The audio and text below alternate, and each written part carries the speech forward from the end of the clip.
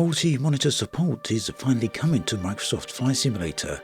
It's available right now in the current beta test for Sim Update 10 and will be available for everyone as of the end of August.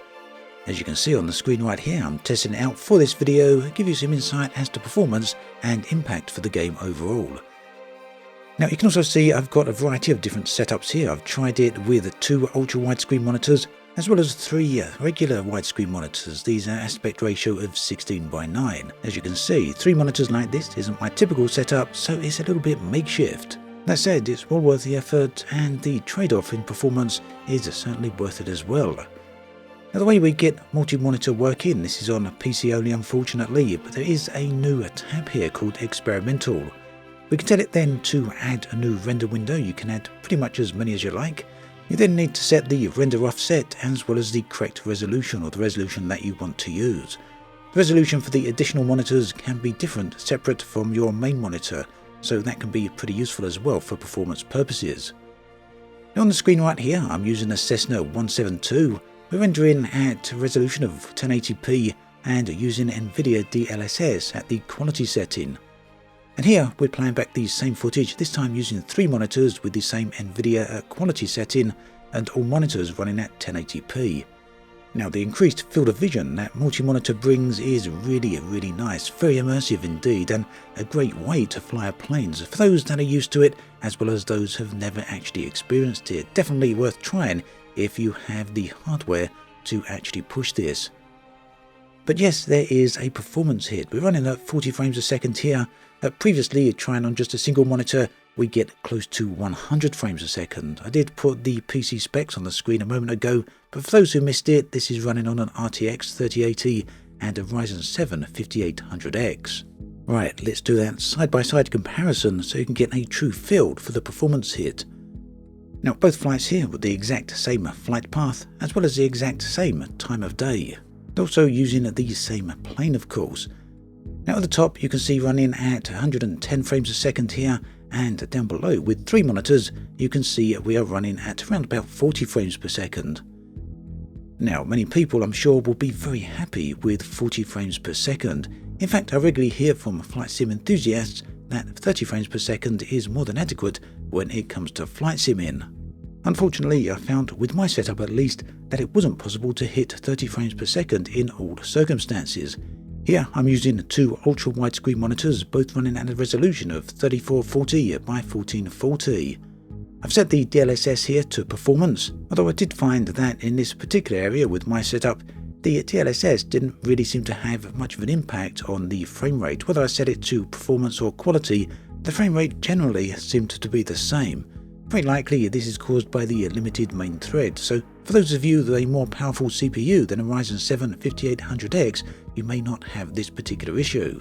Now, if you're running just 2 monitors, you're going to need to choose where you want that additional monitor. Maybe you want it on the left, maybe you want it on the right, or just maybe you want it up above. That would be pretty handy and pretty useful, I guess, for the 747s and the other airliners. All of these configurations are possible through the use of the rotational offsets when you're setting the additional render window. Now, another thing that became apparent very quickly was that setting the resolution of the second window to a lower resolution again didn't have much impact on the frame rate. There was no gain here, no performance increase. And again, this is caused by the limited main thread. You can see that on the developer tool up at the top right hand corner of the screen. So yeah, just maybe a bigger or more powerful CPU would help out in this particular case. So, as with the 3 monitor setup, I wanted to do a side-by-side comparison. So up above on the main part of the screen we've got a single ultra widescreen monitor, and down below we've got 2 ultra widescreen monitors. The airport we're at here is KLAX, so yeah, a very busy place, and that in itself does certainly hit the performance. So once we're on the runway here and just taking off, the extra monitor causes a hit of around about 10 frames per second. But as we get further away from the airport, this frame rate difference does definitely increase. So in this case, it's definitely better to measure it in terms of a percentage hit, and that percentage appears to be around 33% or so, around about 1/3. In some cases, you may notice that does increase to around about 50%, so yeah, quite a performance hit as we're saying multiple times throughout the video here. But honestly, I do think the trade-off is well worth it. The sense of immersion and the situational awareness that the increased field of vision brings is a huge benefit. Right, so here we're getting further away from LAX, and yes, you can see the frame rates are definitely increasing in both cases. In my particular case, this really did confirm that for the most part the sim can handle multi-monitors at above 30 frames per second, so that if that is a suitable target for you, then you really shouldn't have any problem here, just so long as you've got the hardware to push that. But of course, Nvidia DLSS is also a part of Sim Update 10, and this is going to be a big improvement and a big assistance to mid-range graphics cards of the Nvidia brand. In fact, I suspect it's very likely that Microsoft waited for the release for multi-monitor support to coincide with Nvidia DLSS, as, well, they kind of go hand in hand, don't they? At least in gaining every trick you can to gain that little bit of performance. Another very quick flyover here, this time using two ultra widescreen monitors, 3440 by 1440 again for the resolution, and this time we're using the balance setting for Nvidia DLSS.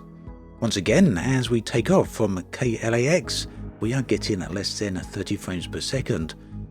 Now, generally speaking, this isn't too much of an issue because overall, throughout the whole flight, this doesn't last for too long, just the initial flight away from the airport and the arrival at the next airport. What it does show is that performance on CPUs does continue to be a problem, and again, that's because of the limitations on the main thread. So 2 years into Microsoft Flight Simulator's release, and this continues to be a bit of an issue. A tough nut to crack maybe for Asobo. Not sure if they'll ever quite get there, or just maybe they'll wait for hardware to improve and fix the issue for them. That's not to say that there hasn't been improvements. Clearly there has. They've done a lot of work on getting things improved, but they're still not fully there, not at 100%, not quite yet, but maybe with a bit more time. Let's see how that goes.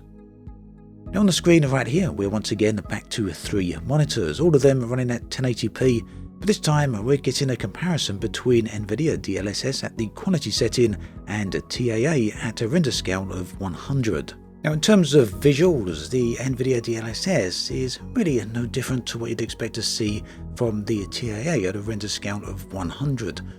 But also, you're not really getting any performance gain.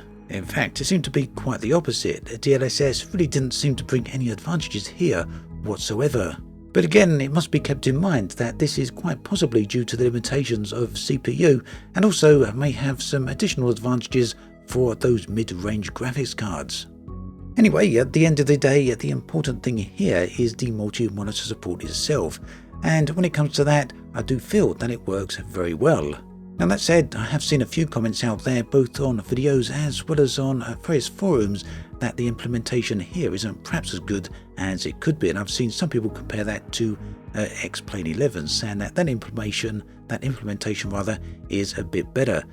Now that's not something I've tested for this video, not something I've looked at yet, but if there's enough interest, it's something I could potentially look at for a future video, so do let me know on that particular count. Also, do keep in mind that everything you've seen so far in this video is from the beta version of Sim Update 10, so there's plenty of room for improvement yet.